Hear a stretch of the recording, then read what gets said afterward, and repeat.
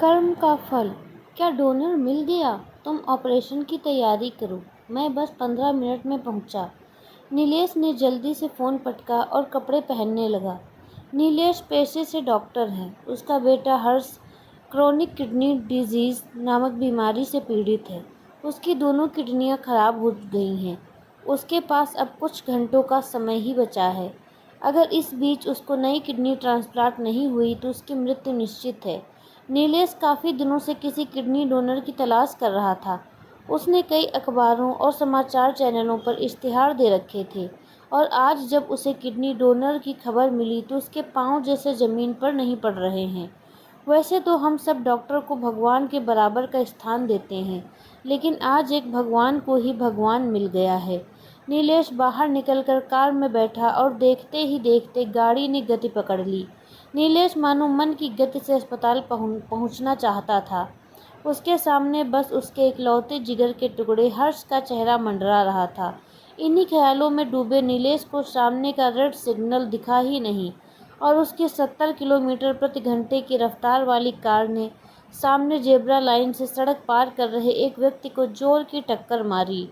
टक्कर इतनी जोर की थी कि वो व्यक्ति कुछ मीटर दूर जा गिरा और वहीं दम तोड़ दिया। नीलेश को जैसे होश आया, सामने का मंजर देख वो डर गया और आसपास लोगों को इकट्ठा होते देख उसने कार भगा ली। रास्ते भर नीलेश यही सोचता रहा कि ये लोग सड़क भी देखकर पार नहीं कर सकते। सामने से गाड़ी आ रही है, फिर भी इन्हें उसी समय सड़क पार करनी है। जरा भी सब्र नहीं है। अस्पताल पहुंचकर नीलेश नर्स से बोला, हर्ष को जल्दी से ऑपरेशन थिएटर में ले आओ और डोनर को भी। दोनों को ग्लूकोज लगाओ और ट्रांसप्लांट की तैयारी करो। लेकिन नर्स वहीं खड़ी रही। सुना नहीं तुमने? जाओ, अब खड़े खड़े मुंह क्या देख रही हो? सर, वो डोनर अब नहीं आ पाएगा।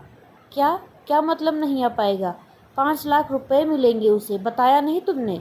सर, वो अस्पताल ही आ रहा था कि इतने में सिग्नल पार करते समय उसे किसी कार वाले ने टक्कर मार दी और वो मौके पर ही खत्म हो गया।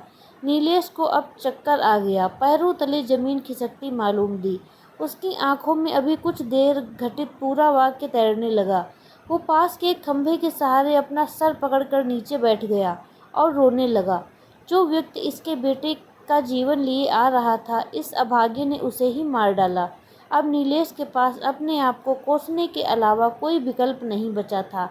काश उसे मैं अपनी कार में बैठाकर अस्पताल ले आया होता तो शायद उनकी और मेरे बेटे दोनों की जान बच जाती।